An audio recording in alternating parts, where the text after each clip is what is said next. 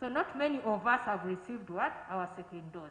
So that's why you're still insisting, mask up, social distance, okay? Hand washing, and then avoid any crowds. So thank you very much. Thank you. I think you've cleared the air on the question of dying. I think they were specifically asking the question of why are people who have been vaccinated and contract COVID-19 still die? I think from her explanation, she says you have to have had the 2 doses, and after 14 days, that's when you're fully protected. And maybe what we shall get from this discussion later is to find out from Dr. Alfred whether they have done a study to find out whether there are some people who have had their 2 doses and after 14 days and still get COVID and maybe end up dying. I think that will be so much helpful for this discussion. Let me go to our last panelist, Dr. Fiona, about the study that was conducted. We say we shall not leave anyone behind, and this 13% and 8% on that perception on how the WHO is doing to make sure the vaccine is accessible worldwide. What are we doing, and what are you doing as the WHO to make sure that vaccines are available to everyone? Thank you. Thank you very much, and again, thanks for this forum. It's quite impressive that we even have a percentage that says WHO is doing a very good job or a good job, because I wouldn't expect many residents of Kampala to even know what WHO is doing. So if you all know, WHO is the world's technical and policy and regulatory organization when it comes to health. So that's our core mandate, technical. We are technical, we do policies and all that. Now when it comes to the COVID vaccine, I'm sure most of you have had COVAX, because for example 99% of the vaccines you have in Uganda came from the COVAX facility, and you paid 0 shilling for that. So the COVAX facility was started by WHO, co-led by Gavi, the Vaccine Alliance, and another organization called CEPI, which is the Coalition for Epidemic Preparedness and Innovations. And these 3 worked together to put together the COVAX facility, whose job really was to ensure that we get equity when it comes to vaccine availability, more so to poorer nations, to the low and middle income countries. So we used the pooling power to say, okay, countries need vaccines, all these countries, Uganda inclusive and many, put together their vaccine introduction plans and told us the numbers of people they needed to vaccinate, of course with guidance that we had also given them. Then we use those numbers to pool, to say, okay, we need 20 billion doses, for example, not 20 billion, let's say 5 billion doses.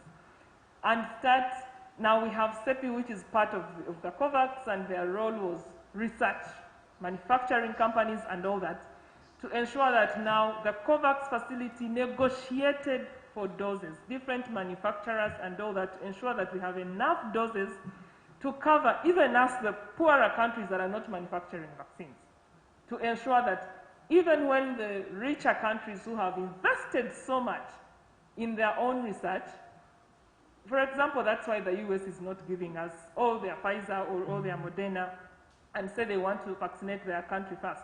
Or India staying with their AstraZeneca, which is understandable. Their governments poured in a lot of funding for those studies. So our job as COVAX facility was to ensure that even us who did not contribute to this, we get vaccine, and that is one of our core mandates. Our second core mandate is regulation. You will hear that this vaccine has been approved for emergency use listing by WHO. That is our job.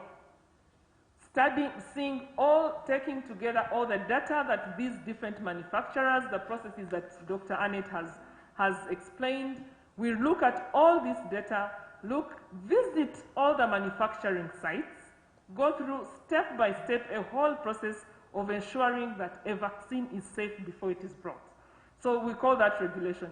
At the African level, for example, we convene what we call the African Vaccine Regulation Forum, which is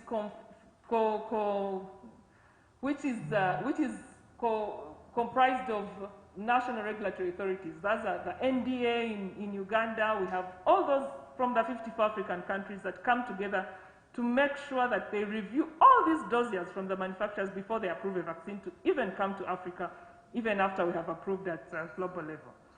We do negotiations. When you see these vaccines coming here, like the recent consignment of 175,000 doses that you saw come from the French government as a donation to Uganda, that came through the COVAX facility. And it is our job to keep, right now we are in a global crisis, global shortage. We've never had a vaccine where the whole universe is rolling out at the same time. We normally have, you'll hear US rolled out the HPV vaccine or rotavirus, and then Uganda, next year we roll out Kenya, the other year we roll out. This time the whole world was doing this at the same time. So our role is also to negotiate for these doses and basically run this begging of richer countries to give us these doses and decide which country gets them. The policies of who gets which vaccine, like these priority groups that we came up with, that was also our role. Resource mobilization, governments are putting in a lot of money, but it is never enough because this is a pandemic, it was an emergency, it was a crisis. Countries were not ready for this. So it is our role to also find more funding to increase the uptake of this vaccine. We also do a trends analysis, the monitoring. Every single dose that you are given, you will see young men and women seated at those vaccination centers with computers, entering your details. As soon as it is entered, I sit in Brazzaville at the region office for WHO. We receive that information. So we know at the end of the day today, Uganda has reduced their stock by 1,000 doses. And we know in the next 3 weeks, Uganda's doses, for example, will expire. And we have to put in place together with the government mechanisms to ensure we don't lose those doses to expiry, but also to ensure that we are looking for more stocks to replenish those as the doses are going. We know countries that are not using up their doses at a rate that they would need to use. That's why, for example, you had doses being moved from the Democratic Republic of Congo to another country, because it's our role to keep monitoring that and we don't expect these expiries. And of course, we also work together with UNICEF, who is the expert in movement of these vaccines because they have their cold supply. So our job majorly really is policy and to ensure that there is equitable supply. You must have heard the Director General of WHO making noise and talking of vaccine nationalism. Many have used the word vaccine appetite to ensure that the richer countries are not using all the vaccines for themselves, but ensuring that even us, the low middle-income countries, get these. And that's how you've seen, for example, President Biden and other heads of state in the European Union also give us extra doses. Thank you. Thank you very much, Dr. Fiona. Dr. Fiona Ahebwa is the Regional Vaccine Introduction Officer, World Health Organization, and Regional Office for Africa. Ladies and gentlemen, right now we are going to go back to our program and have these discussions. I'll give all the presenters 6 minutes to address some of these topics that we want them to highlight. I'll start with Dr. Alfred, who is the Assistant Commissioner and Program Manager, Uganda National Expanded Program on Immunization, UNEPI, at the Ministry of Health, who tell us about vaccine development and vaccination program in Uganda. Yes, Dr. Anne talked about the vaccine development. I think it is as your work. You'll just highlight a few. But also under your topic, we expect to know what are some of the developed vaccines worldwide and which one are we using in Uganda and why. Then how the assurance on the vaccine storage in the country and the supply chain. The schedule of vaccination, who is the target, who are our target people in the population, and different phases of vaccination, and when we expect to roll out vaccination for every Ugandan, as other countries are doing. Over to you, Dr. Alfred.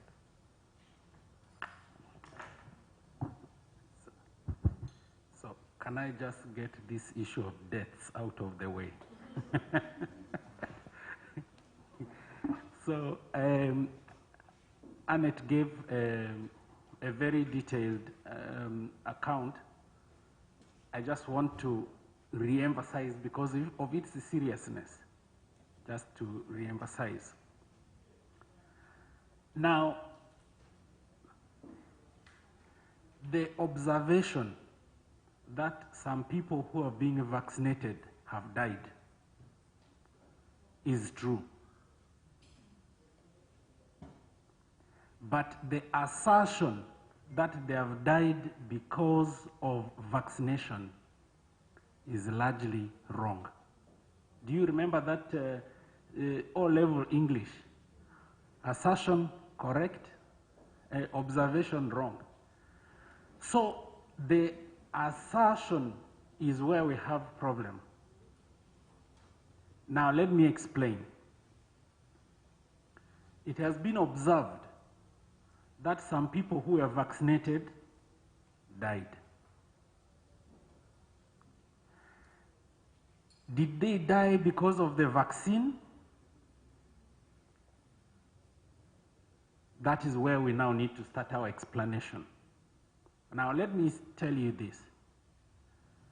Between 15th and 20th of June, a team from the ministry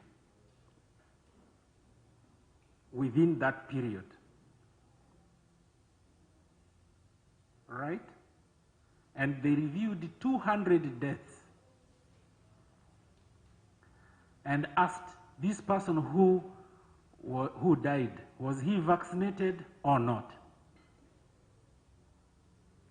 It was found that 189 of those who died were not vaccinated at all. Fully vaccinated was found to be hospitalized. Can I repeat this? So the assertion that people who are vaccinated die is wrong, because this partial analysis is pointing towards the contrary. What our partial analysis is saying is that those who are not vaccinated are at the highest risk of dying. Ties very well with the message the Ministry of Health has been passing over.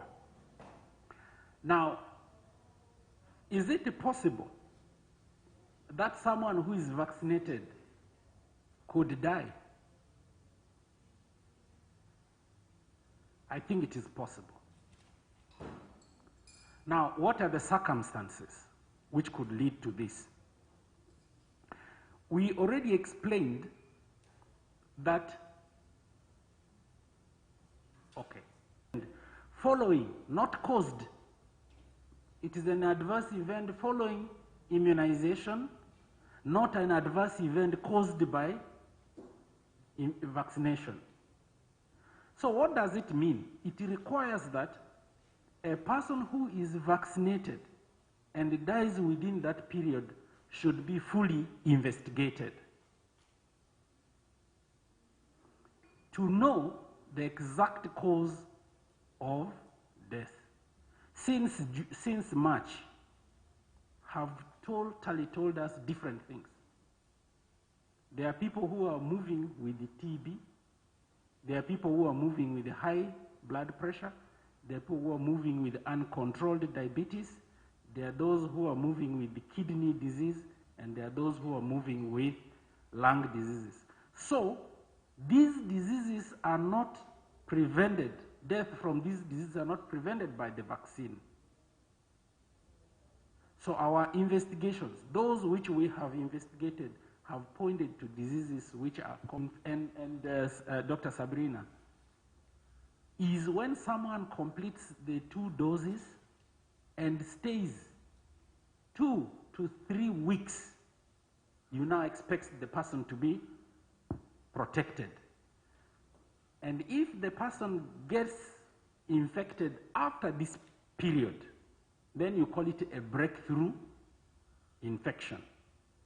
So it is a known phenomenon, and it is also very rare that such people progress to death. Round it off, and for public health benefit, you proceed to use the vaccine.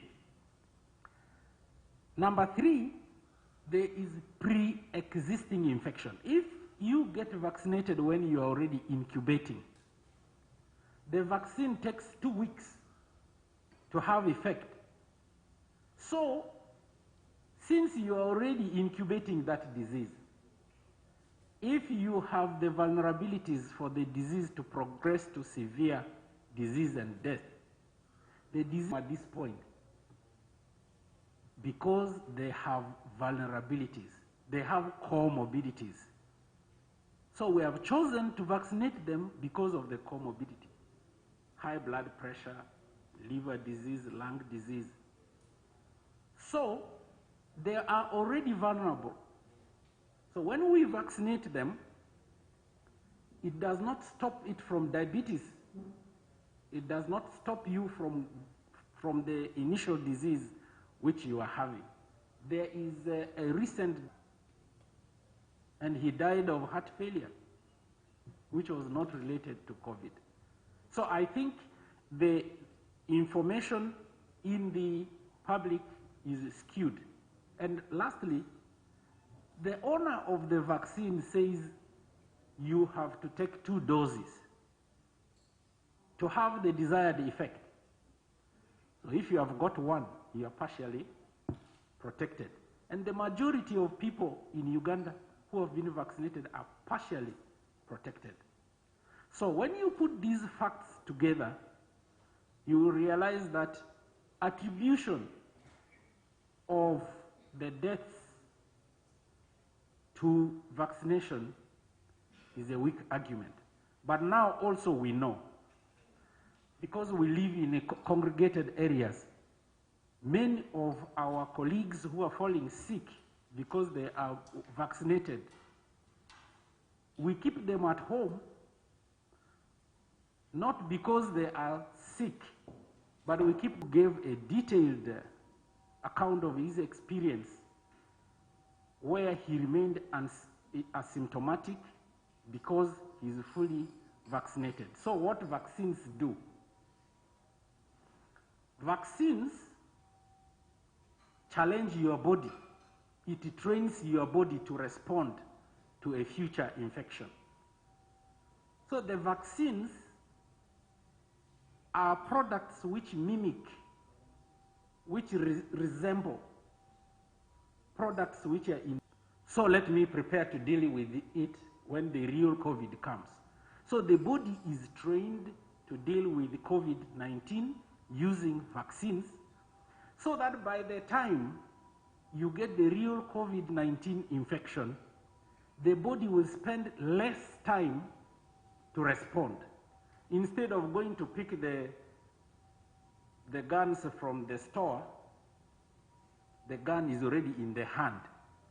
So the benefit of this is that the body will suppress the numbers. By the time your body recognizes and makes the antibodies, you find that the numbers of the viruses has overwhelmed your body and inflicted a lot of damage.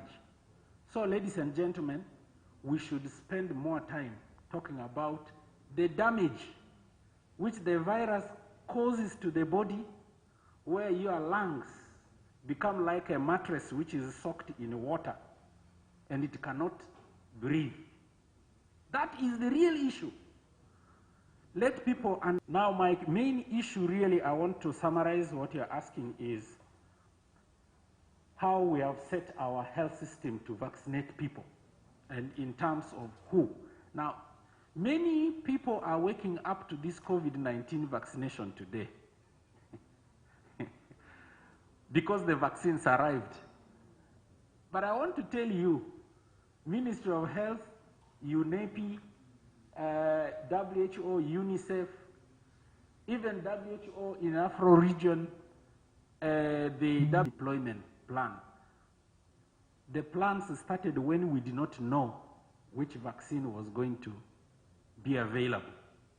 That's the level of preparedness we engaged in, with the aim that as soon as a vaccine arrives and is available, that's not the time to plan, we are good to run. Now let me just explain this. The Ministry of Health established structures for responding to this vaccination need. We have the National Coordination Committee for Vaccination, which pulls all actors in a vaccine deployment plan, which is approved both locally and globally. Because the vaccines which are coming to Uganda, one of the preconditions was Uganda submits a plan which is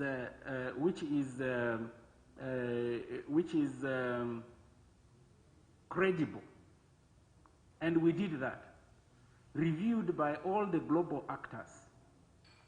And this plan is costed, and it is what informed our submission to Ministry of Finance to look for money. Awareness of health workers, awareness of leaders, awareness of the public is a key pillar, because we knew that this disease is new, the vaccines are new, they are going to have side effects, they are going to be given for a certain number of times. Public needed to know, and that's why we commit ourselves to these programs of community awareness, even if it is at night, even if it is during weekend, even if it is what hour of them, because we know the importance of awareness creation. Number two, we had to develop vaccines and the performance of the immunization program to know which areas are served, which areas are not, the uptake is low, and so on. Number four, we also have a sub-pillar which looks at the cold chain. As a country, we had to assess our cold chain capacity and even made the provisions for additional fridges just in case we got large volumes. So the national capacity is adequate in terms of cold chain, is a pillar in the incidence management committee. So we feed into the incidence management committee, which feeds into the strategic committee chaired by the minister, which feeds into the national task force chaired by the Right Honorable Prime Minister. So this is in terms of structure. Now, this is where the mandate of the Ministry of Health will stop. In addition to ensure there is equity, we use districts. So there are people who think that this vaccination activity is only in Kampala. No. As long as you are in Uganda and you are living in a district, you will get your share. It doesn't matter how big. So all parts of the country get their vaccines.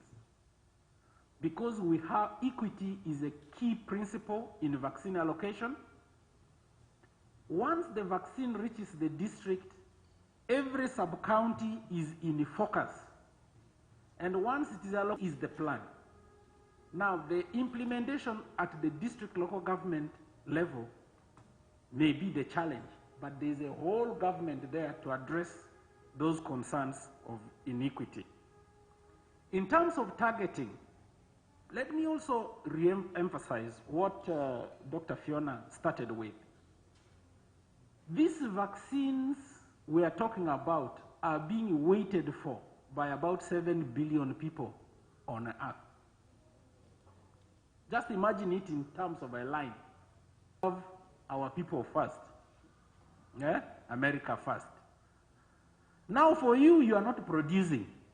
Instead of saying Uganda first and you give us, we are busy on the conversation that the vaccines are bad. You know, at times some of us just laugh. It's like a bad video you are watching. The real battle is to acquire vaccines, but we are on a conversation of refusing the few which come and demobilizing people. So I think there's something wrong with us. Because the conversation is wrong. At the end, it went to 80 per week, 100 per week, 143 per week. Then the vaccines got finished. Then we start going down. So I think let's use the platforms which we have to mobilize people. So in terms of targeting,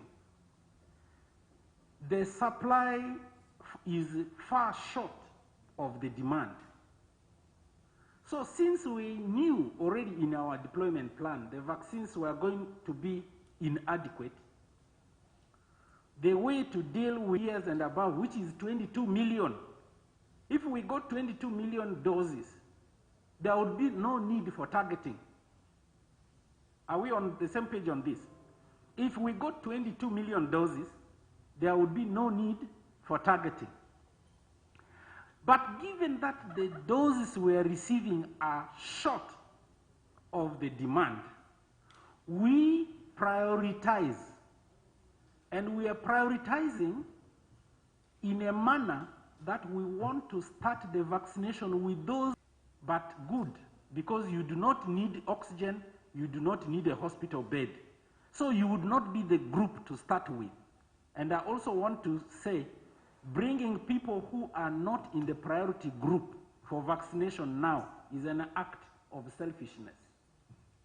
The few doses, we want to use them on the categories whom, when they get COVID-19, theirs will be hospitalization, theirs will be death, theirs will be oxygen.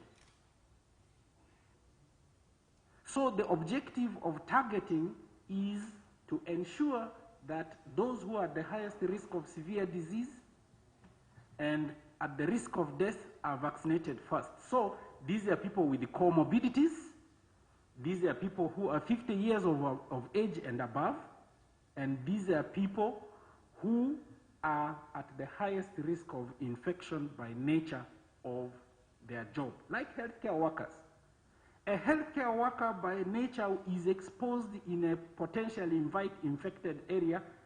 Every day, a week, is seated in that infected area and gets infected not only by one person, by more people. So this increases their risk, and that's why we targeted them, and so on and so on. So I hope this explanation gives us the targeting.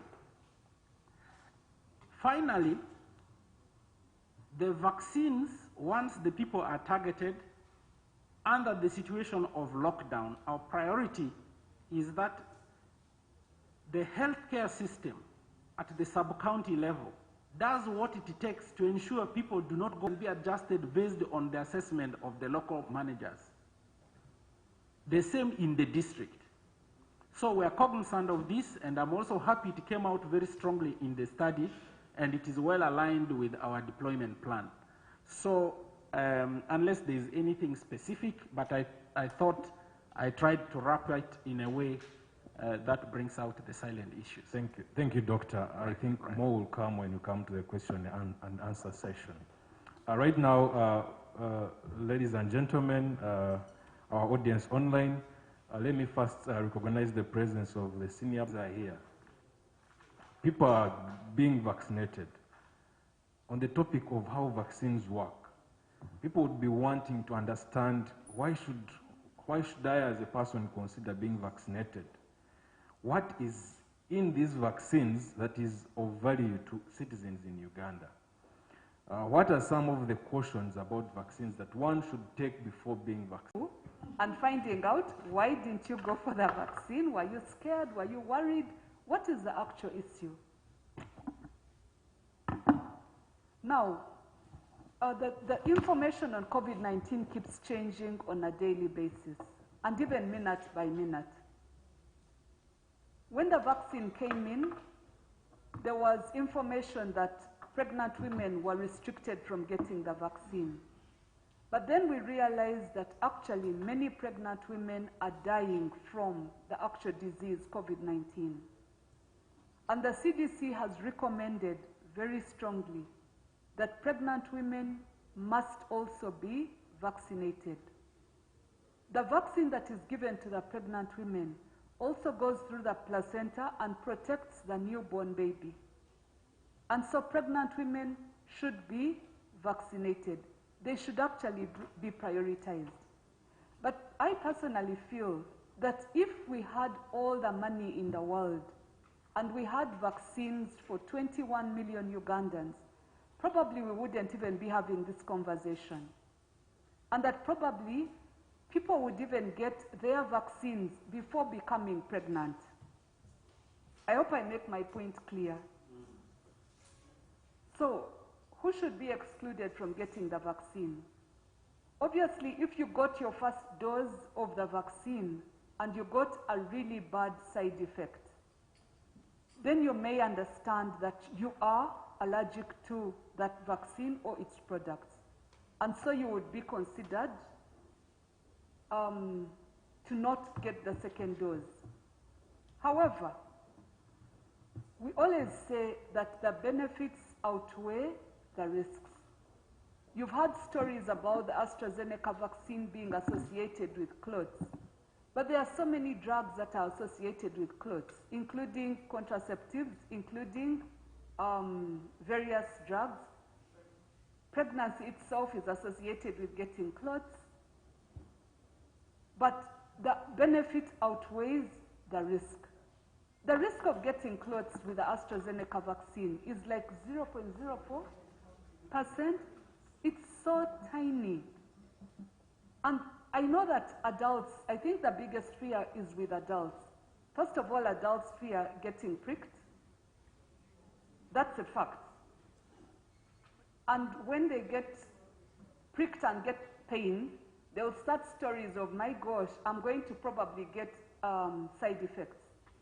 I have seen a video moving around of a key stuck on people's arms. I think that's totally ridiculous and it needs to stop. Because people are creating conspiracy theories that don't even function. And they are excluding people who really need to benefit from the vaccine other than getting the vaccine so that we can stop this pandemic and nip it in the bud before it goes out of hand. The Minister of Health announced yesterday that we had revised the number of people who died in Uganda from COVID-19, and that's about 1,800 people. That's a lot of people dying from one disease in less than 2 years. That is a lot of people, ladies and gentlemen. But if we know that the vaccine is going to create a change and stop the transmission cycle so that we can go back to our normal lives, I think we should all be arguing that we must get and demand and get the vaccine even today. I hope that the people in this room and the people online are convinced that if you had the opportunity, the single one thing that you would get or be craving to get is the vaccine, so that when you get in contact with the virion, the virus, you don't get severe disease. I hope you get convinced that the vaccine is going to be the game changer. We have lost a lot of healthcare providers. We have lost people who we work with, and it is unfortunate that maybe some of them were not fully vaccinated. I hope that this situation changes so that we make a difference in the lives of the so many Ugandans who need to continue to work, and that we must get back to our normal lives. Thank you. Thank you very much, Dr. Sabrina. We shall come back to you in case there are questions from our online audience and the members here. I'll go to Dr. Annette Chisache. She's the technical officer on COVID-19 vaccination at WHO. On the topic, addressing the topic of vaccines do's and don'ts, this question keep coming, and actually some of the questions that have come to me is also under this. Why should someone keep observing SOPs even after vaccination? Maybe you can re-echo the issue of pregnant mothers being vaccinated, then also re-emphasize the issue of side effects and how to manage them. Then how do we identify a fake and the right vaccine? I think this again comes about the question I'd put Dr. Drew about the story that ran of people who received fake vaccines, maybe clarification to the public. Then there is also this of vaccination for children below 18. Why not vaccinate children below 18, yet they are also being affected by the virus itself? Over to you, Doctor.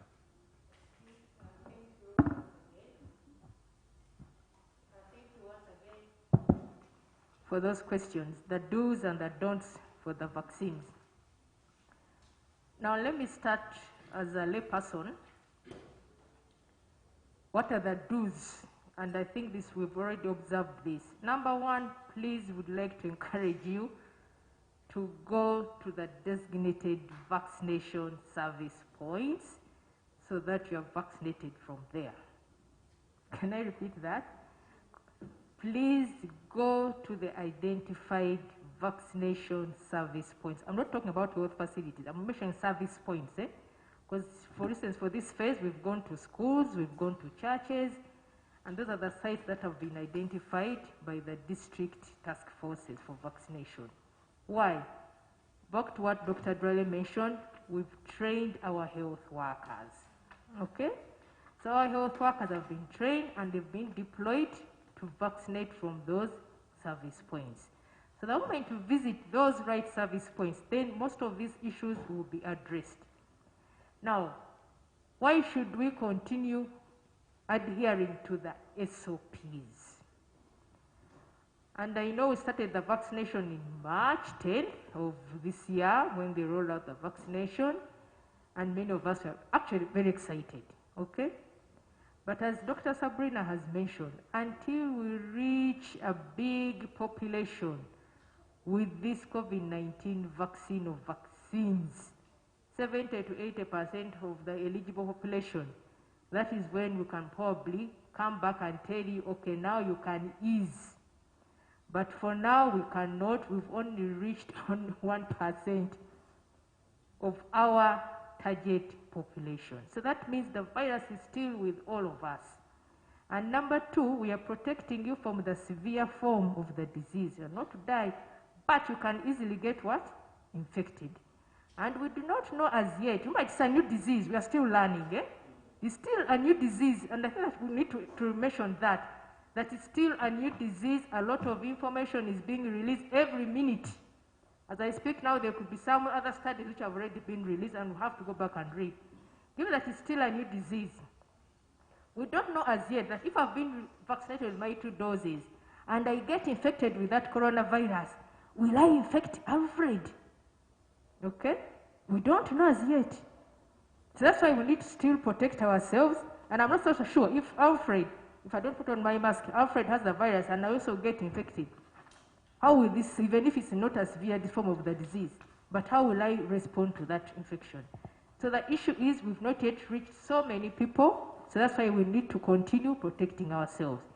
And the other thing, I think you've heard about the virus, Alpha, even this virus is changing very fast.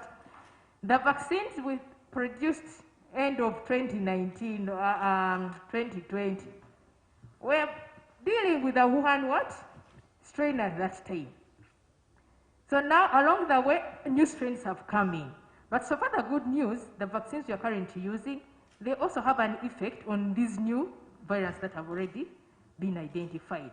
Though some studies are saying there's a slight reduction in how they are reacting to what? To those new strains. So that's why we are telling you, please continue adhering to the SOPs. Because if you get infected with this new strain, we don't know how it will also affect you. Social distancing, hand sanitation, or hand washing. Is that okay? Because if now, let me just take an example of this lockdown. His Excellency would have said, no, if there's evidence that you've received the vaccine, you are free to move. But we all went into what? A lockdown. Because we still have a big threat. We've not yet reached a very big proportion of our target population. But I think Alfred will answer to that. What are the plans that the ministry is putting in place to ensure that at least more and more people are being vaccinated? Now, the pregnant women, I think I will not add on very much. Dr. Sabrina has already mentioned it. Pregnant women, and we are targeting our high. We do a thorough assessment. We'll give you the benefits and the risks of receiving this vaccine, and then you make your decision to do what? To be vaccinated. Even breastfeeding mothers are also required to go to the vaccination service points. The health workers will talk to you and then you decide whether you receive. But given that you're dealing with a high-risk population, please go ahead and receive your what? Your jab. So far, they've not documented any serious side effects in pregnant women. Now, the third question, we are currently using the AstraZeneca vaccine, okay? And from the clinical fever, headache, general muscle pain, some people have a bit of nausea, others have a bit of diarrhea, others general malaise, you wake up in the morning, you can't wake up, okay? But within 24 to 48 hours, that is 1 to 2 days, if you visited the service point, the health worker must have told you that the only recommended treatment we give is Panadol. Let me use the normal language, you know, Panadol or paracetamol. And you drink a lot of water and rest and relax. But many of us have started using herbs, you started using it. So if within the 48 hours or 2 days, there is no improvement, then rush to the nearest health facility. Please do not manage yourself from where? From home. Go to the nearest, you call those hotlines, okay, which have already been published. Like MOH hotline, the National Drug Authority hotline, and then they also continue counseling. If you have any other medical concern outside what I've mentioned, examination plus investigation is conducted, and then we tell you what to do. Can I repeat that? Because many of us stay at home, we do so many things, and then by the end of the day, the drugs even cause an effect. And it's very difficult for us now to say, is it the drug or was it the side effect of the what? Of the vaccine. Now, how to identify fake and the right vaccine? Now, many of us have this mineral water bottle, okay, on our tables, or at home you have some sugar. You see, it has UNBS sticker, right? Does it have? Let us confirm. Yes, it has. Have a label, well labeled, with the proper batch number, with the expiry date documented.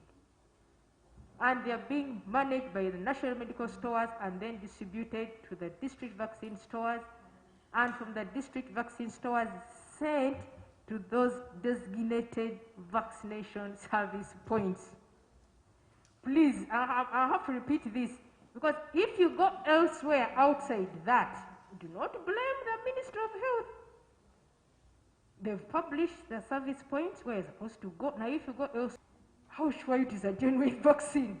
I don't know. Because has he followed the proper cold chain procedures? Are you sure he has not used an open vial and put in water for injection? Or mineral water? Or sippy water? And I think that is, we need to change. Please go to the designated service points. I know we love a lot of shortcuts, but the shortcuts are going to cause us problems. And then you start going to Alfred. Now you're giving, Alfred is will not be responsible because he has told you from NMS to district vaccine stores to the vaccination service points. Which vaccine? Now, these ones, of course, which appeared in the papers, they're still carrying out investigation. And they will, once the report is finalized, they will tell you. I've told you our vaccines. Now, for the COVID-19, and says, okay, fine, go ahead and bring the vaccine to this country, to Uganda. And then also the health workers are taught, they first look at it before they open, is it okay? And for the ones we even use in routine, they have a vaccine monitor, but for the ones so far they do not have. So that is for us an authentic what? Vaccine. So please, if you've been vaccinated from your home, from where I don't know, to us that is a question mark, it's not an years. Now you see COVID-19, when it started in late December 2019, okay, the mostly affected age group were us, the senior citizens, that what should we do to protect these senior citizens, okay? So also further current studies, clinical trials that have been done, but I will tell you later on. They started with the 18 years and what? And above. They studied how safe are they eliciting the right immune response? Okay, the quality. So then, fine, it has met the required the requirements, continue to also test the vaccines in below 18 years of age. As I speak now, Pfizer, okay, so far has reached to 12. So now Pfizer vaccine can be used in children from 12 years and above. And those results were released just recently. Also, other manufacturers are still studying the other vaccines, okay? And more data will be released and be told. But at the moment, WHO, the Strategic Advisory Group of Experts, is recommending, fine, you still, okay, we have a vaccine for these children, but let us first reach the senior citizens, where the disease is really affecting them. But they added, for children, those who have comorbidities, chronic disease, of course Dr. Sabrina is good at that, a pediatrician, some other chronic diseases. Find some countries can consider vaccinating what? Those type of children with any other chronic disease. Are we together? But for now, if a child is okay, no chronic disease, let us first wait, okay? Let us first wait and we first vaccinate those eligible people, the ones that Dr. Drale has actually mentioned. First reach the health workers, adults with disease. And if we get more and more doses and we are comfortable, we've reached that wider age group of our target population, we'll still come back and tell you that. Finally, there's one thing I would like to mention, probably they might ask, the mixed match, because I know it might come. Now people might say, now the government has brought in Pfizer, but I received my 2 doses of AstraZeneca. I think I should also go and get that one. No, please no. We've not yet reached at that step, okay, at that level. And others are going to say, I've received 1 dose of AstraZeneca, but I've read somewhere, okay, they can also give Pfizer and so on. WHO has not yet showing us that positive feedback. So as we get to that point, we'll also come back and tell you. But for now, follow what the Ministry of Health is telling us. Can I repeat that? Please follow what the Ministry of Health is telling us to do. Many of us are becoming social media vaccinologists. And we are confusing the entire system. The vaccinologists are wasting their effort, the right ones, wasting their efforts trying to fight the social media vaccinologists. Follow the other authentic websites, the WHO website, the CDC website. They have a lot of information. And then if we can probably ask questions from that information, what does this mean to the experts?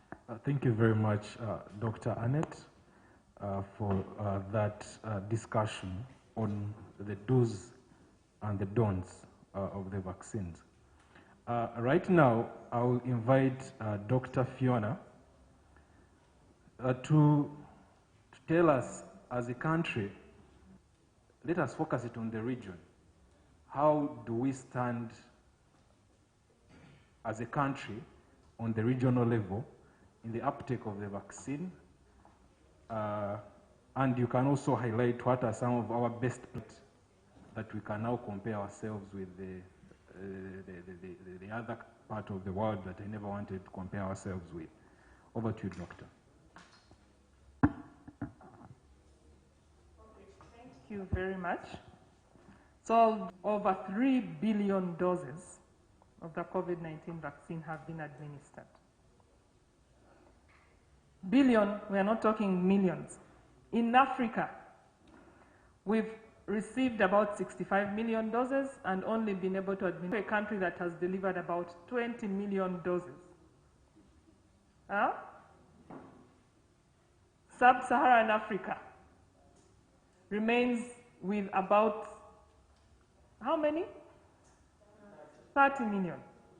1.6% of all the doses that have been delivered globally. Again, if we remove Morocco, we're at about 1% of all the doses delivered globally. But I want to tell you that we are making the most noise, 20%, and people are all dying and things like that. The high-income countries have delivered doses 62 times more than the low-income countries. 80% of all COVID-19 vaccines have been delivered in just we have delivered, by the way, less than 1 million doses of a population of 45 million. So what percentage is that? You know, we've not 5%, so 0.48% of Ugandans have been vaccinated. If I were you, I would just be a little bit more humble and accept this vaccine.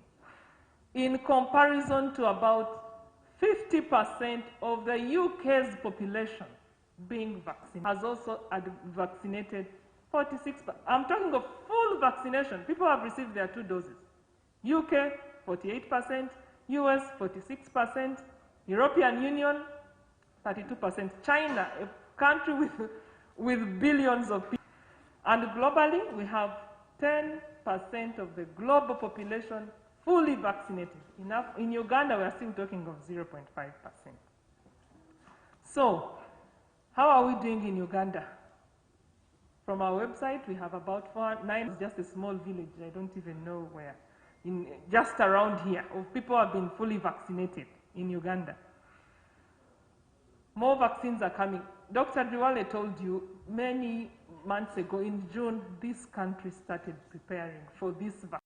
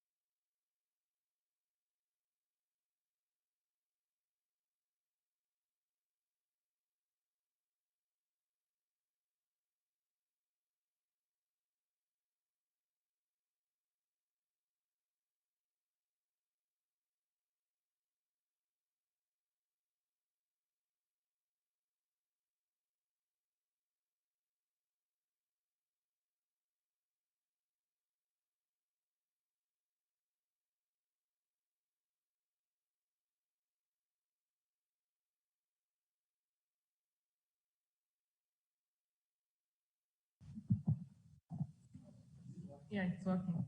Thank you.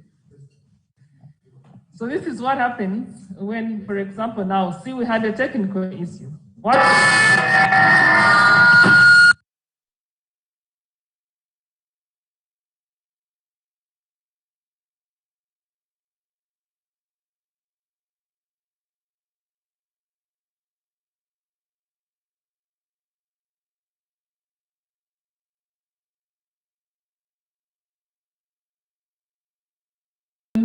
When we had this technical issue, you didn't see the doctors on this stage run to do it.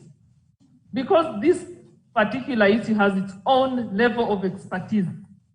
I'm sure none of us would have been able to go to that corner and sort out what is happening. Actually, when the microphones have an issue, no one wants to be an expert, but let it be a medical issue. Everybody now wants to be an expert.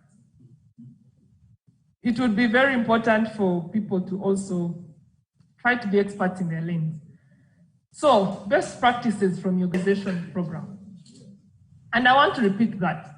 Uganda is one of those countries that is respected globally and in Africa for running a robust immunization program. We have countries that are also stars, like Rwanda, like Eritrea. The problem is, like the Bible says, the prophet is never respected in their own home. You wonder what happens. But when Uganda speaks out there, if the Ugandan minister stands to speak on immunization, me, I'm a vaccines expert, I will not talk on other things. Uganda is coming, but the country was preparing. When the vaccines came, the country was prepared. One, these vaccines are not like pineapples that you see being hawked on the road, or grapes. These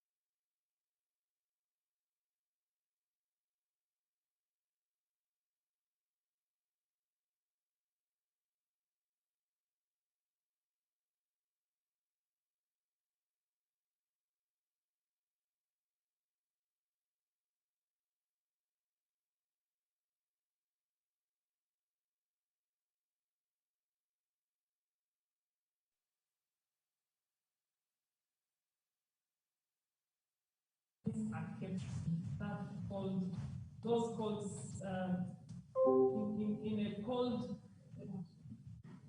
situation. Even when you see these people carrying these boxes in at a particular temperature until the person is sick. Uganda had or still has enough cold chain capacity, even right now, if we flew in 10 million or 200 million doses, this country will keep them. Normally, when we get a new vaccine, usually in our African countries, they come with money for rolling them out. Money to train health workers, money to come and talk to the media, money to sensitize the media, money to print cards, money. We didn't have enough money to build a hospital.